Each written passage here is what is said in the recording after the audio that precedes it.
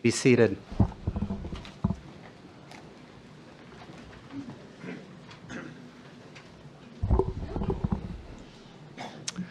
Shana Tova, everyone. Gamar Chatima Tova. Shabbat Shalom. Any other good greetings to say? How do we come to the truth or resolve conflict when everyone views the world from a unique vantage point? How do I help create peace in my life and in the world when enemies exist? And especially when those who I believe are evil probably consider me the wicked enemy and them the emissary of light. A joke to bring this issue into focus. King sits on a throne. Suddenly one of the knights enters. The knight looks so tired he can barely stand. His armor is heavily battered and covered with dust. His sword is notched. His helmet is cracked. The king says, "Dear God, John, what happened to you?"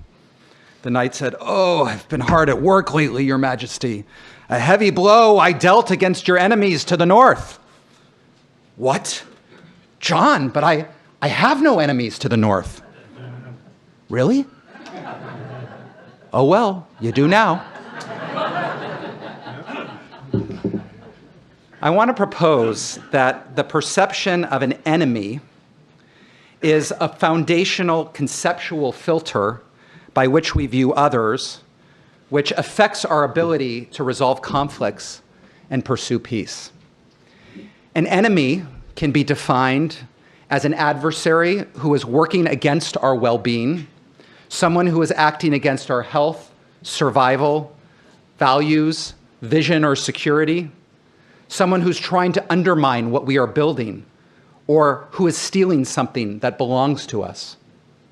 The term enemy is a subjective term that can apply to a whole range of phenomenon, from interpersonal to international, and even to the hostile forces that exist within our own psyches. There are many types of enemies. They can be mortal foes seeking our demise, or overly competitive colleagues threatened by our success. They can be inconsiderate neighbors, a hurtful spouse, or a rebellious child. They can be rotten to their core or possess one rough edge. Either way, the enemy appears to us as a witting or unwitting agent of bad or evil. Enemies are real in the sense that the Torah employs the term liberally. Conflict, war, antagonism, and hostility are well documented in the Bible and comprise a major portion of the teaching tales. Nearly every saint and hero struggles with enemies and is true for the Jewish people as a whole. Enemies are a universal phenomenon. It is unlikely that anyone who passes from cradle to grave without having to struggle with at least one of them. It's safe to say that character development and expanding consciousness are measured largely by our evolving capacity to deal with the hurt, frustration, fear, and anger that is triggered by enemies. At the same time, from a Torah perspective, articulated in the Shema prayer, which comes from the book of Deuteronomy, God is the reality that is completely unified. This means that everything in existence is an expression of the singular divine presence. Even the Satan, or Satan, is an angel or messenger of God sent to test an individual and help them grow closer to God.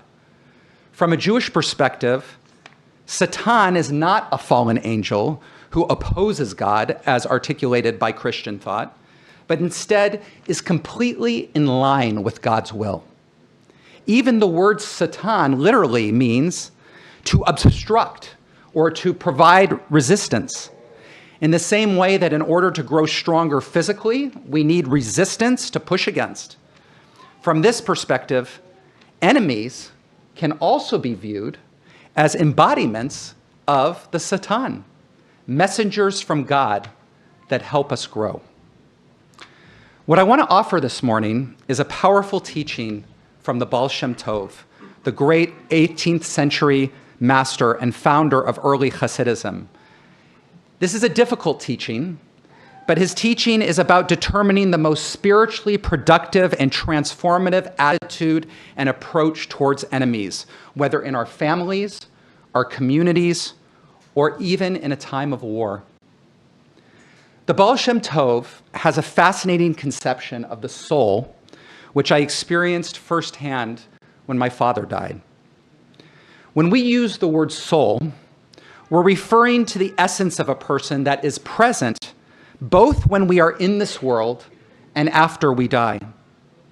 Usually we think of the soul as something that is located within our bodies that we may see or perceive in each other, but doesn't exist beyond the boundary, our boundary.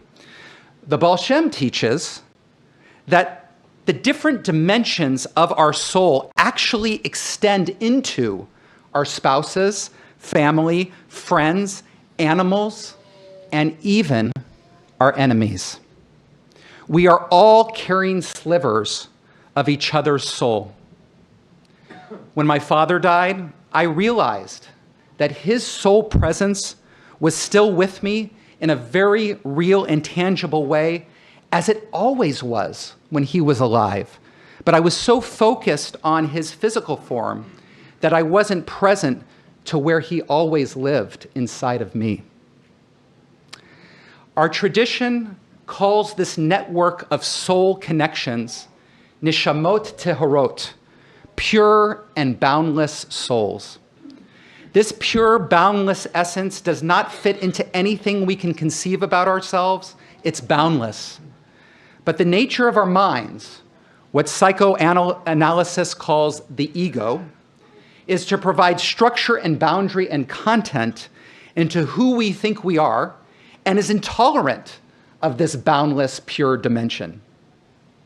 The ego mechanism is also what makes it so challenging to love others just as they are, and to extend love to them all. For as the mind creates such a narrow and mistaken sense of self, it creates narrow and mistaken impressions of others. Those who make our sense of self feel substantial, real, and good at any particular moment trigger feelings of happiness in us. They're grasped as dear and exclusively deserving of love, my friends. Those who seem to undercut our ego construct of self trigger feelings of mental pain in us and become our enemies. Billions of other human beings, which don't seem to affect our ego construct of self at the moment, are dismissed as strangers that don't matter enough to love or hate or even to warrant our notice. When we commit to narrow thoughts of ourselves, we perpetuate narrow thoughts of those around us, rather than the actual persons beyond those thoughts. If a stranger cuts ahead of me in line, I might view him instantly as completely contemptible. But maybe he was just thoughtless at the moment. Or maybe he had an emergency and was desperate to get home quickly. But my mind in that moment commits to his complete contemptibility in order to commit to myself as completely righteous. And who among us can say that they never cut in line before, even accidentally? As long as we continue to react to others as mirrors of our own hidden negativities, our reactions reflect their worst traits back at them in turn. And their negative response, again, evokes the worst from us. Others don't experience themselves as our ego-centered thoughts perceive them, but we react to them as if they did, as if they were the only sum total of what we think they are in the moment. As if, in a moment of anger, your spouse or your child were really just someone who deserves rage and blame, not the sacred object of your care. Or as if the unknown person passing you on the street were really just a stranger, nothing more, not a parent, sibling, or child beloved by others, not a fully dimensional being, with all the hopes, fears, and struggles of living and dying in this world? Our momentary thought says, he's just a stranger. And in that moment, we believe that that's all he is, don't we? And it's not just our individual conceptions of who others are, but it's reinforced by social consensus. When everyone around me believe that only these people deserve love while others deserve to be ignored, disliked, or feared, I become accustomed to reacting similarly, especially if I hear it from my parents. And as I treat others callously in that way and they don't respond favorably, then I receive the feedback that reinforces my impression of them. Take a look at the anti-Semitism that's running rampant in the world right now. People have images of who Jews are and then act accordingly by excluding, bullying, or even using violence. What are the groups that you fear or judge? Is it Arabs or Palestinians? Is it Democrats or Republicans? How does our perception of a group of people as enemy affect our openness to be in relationship, to learn, and to understand? The Baal Shem Tov teaches us that just as everything is an expression of the divine presence, both good and evil, so too Moses and all the righteous ones, the tzaddikim, have both good and evil in them, just like we do. He quotes the Zohar, the mystical 13th century text, which boldly states that the evil in Moses' soul is actually a reflection of the bitterness, oppression, and hurtfulness of his enemies. Moses' enemies are actually parts of his own soul, and his job is to turn the evil within him into good. What distinguishes the approach of Moses and the righteous ones is that instead of projecting the evil outward onto his enemies, he saw them as mirroring aspects of his own soul that he needed to uplift and transform. At this point, it's important to mention that while Jewish law ascribes utmost value to peace, forgiveness, and compromise, it does not advocate pacifism as an unqualified ideal. Besides the inner spiritual work that the Baal Shem Tov is proposing, Jewish law instructs people to resolve their personal disputes by talking things through with a mediator if necessary. The just resolution of a conflict by an impartial court is a deep Torah value, and the obligation to create an honest legal system is seen as one of the Torah's 7 Noahide laws that apply to all people of the world, not just Jews. And the obligation to attempt at a peaceful solution to conflict applies on a geopolitical scale as well. Maimonides writes, "We are not to engage in war with anyone unless we first proclaim peace to them. But if resolution cannot be found, then war is an option, and even at times an obligation." Consequently, Jews are obligated to protect themselves at all costs, even if it means waging war through a preemptive attack. The Talmud is clear. If someone intends to kill you in the morning, wake up even earlier and kill him first. Jewish law charts a precarious path between pacifism and self-defense, for these two supreme values often conflict. The Torah states clear guidelines for when armed conflict is permitted and how to preserve one's moral standards while engaged in combat. The question of when to shift from diplomacy to war is a complicated assessment that combines military intelligence, Torah principles, and divine guidance. While people who do evil need to be confronted in concrete ways to prevent them from doing further harm, the focus on transforming evil in oneself offers us a way to embody our expansive soul. If one recognizes the presence of enemies as a trigger to cultivate humility and be more honest about the isolation and separation within oneself, then there's that opportunity to elevate that evil within, which then has the potential to turn an enemy, in Hebrew, oyev, into a friend, or ohev, or one who loves. If we are open to the possibility that we are part of each other's souls and we are committed to our own healing and transformation, then we can't push our enemies and their delusions out of our hearts. Instead, we're asked to find a way to stay open to what our relationship has to teach us, at the same time that we set the necessary boundaries to keep ourselves safe. How can we extend love or forgive those who have hurt us? The problem is that we're all in a habit of misidentifying others' actions as the very sources of our feelings of hurt or joy. So we respond with hatred or possessiveness. But feelings of hurt and joy occur within our own minds as our construction of self is conditioned by our own past actions. Focus on my own concept of self, conscious or unconscious, prepares my mind to feel hurt, ill at ease, or alienated from my innate, boundless soul nature. When others say pleasant or unpleasant things to us, our minds then feel what they were prepared to feel by our own sense of self that we had even before they said what they said. Others' words are just then triggers of the current feelings about ourselves that we already have. Even if someone harshly criticizes us, even if we didn't have the self-concern, the inner predisposition to feel personally hurt by the words, then wouldn't feel hurt. But what about evil people?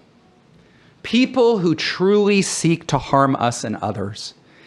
Evil people are those most committed to reducing others to their own self-centered thoughts of them.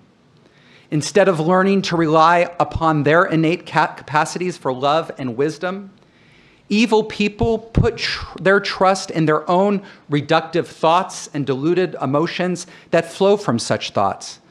And this leads to extreme expressions of absolute self-righteousness, megalomania, virulent hatred and prejudice, the ideological reduction of whole peoples to worthlessness, and massive violence. Many people will use the example of Hitler as a reason not to cultivate all-inclusive love, to not do the spiritual work of transforming our relationship to enemies, to believe that some people do not deserve a wish of love, that they are only to be hated, is the belief that Hitler embraced and took to its extreme. We do not confront someone by joining them. Too often, one person's mindless hatred invokes our hatred in response. And even though our hatred of them is based on what they've done, not who they are, we don't realize that we are sowing the same seeds in our hearts that we're trying to eradicate. The very instant that anyone, anywhere decides that others do not deserve love, in that instant, the seed of evil has been born in this world. When that seed is well nurtured by people and societies, it evolves into the greatest acts of extreme hatred and violence. Now, I am not suggesting in any way that the hatred that each one of us may feel for people who do unspeakable evil is comparable to the hatred that prompts them to do such evil.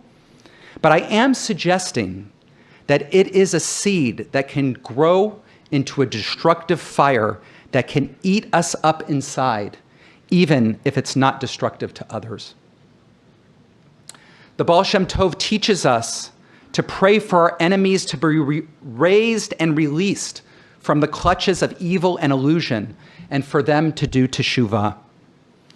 If the enemy has dimensions of soul that are still redeemable, then our prayer may actually have some impact in awakening hidden good within them. But if the enemy is corrupted and beyond repair, then the same prayer for his or her teshuvah will actually quicken their demise. It may be that speedy removal really is the best possible outcome for a hardened psychopath, for people like Hitler or members of Hamas. Better that he should cut his losses, stop racking up those spiritual debts, and begin the involuntary teshuvah process in the world of souls. Tzaddikim do not intend for their prayer to have this effect. They genuinely hope and pray for their enemies' teshuvah and redemption. The decision of life or death rests with the one who sees and hears into the hearts and minds of every creature. By choosing to see those who we have labeled enemies as part of God's creation, and to consider that we can create more skillful ways of relating to them by seeing them as parts of ourselves, we do not ignore the need for boundaries, sometimes strong and uncompromising. Instead, we take responsibility for being an agent of peace and connection in the world, not a sower of hate and division, no matter how justified it seems. Here's a fantasy about what might happen if I took a different direction in a sermon about the importance of forgiving our enemies. Let's say that about a third way through the sermon, I tell you, raise your hand if you're now willing to forgive your enemies. And half of you raise your hand, so I continue. When I'm two-thirds of the way through the sermon, I say, raise your hand if you're now willing to forgive your enemies. 3/4 of you raise your hand, so I continue. When I've completely finished the sermon, I say, raise your hand if you're now willing to forgive your enemies and really take them into your heart. And all of you raise your hand except for a little old distinguished woman. I asked the woman, why are you still unwilling to forgive your enemies? Simple, she replied. I have no enemies. How old are you? 96. And you have no enemies? None at all. I'm amazed. Come up to the front with me. We both stand at the bima before the congregation, and I say, please explain to our entire congregation how it's possible that you have no enemies. Simple, says the old woman. I outlived them all. Shana tova, kamar chatima tova.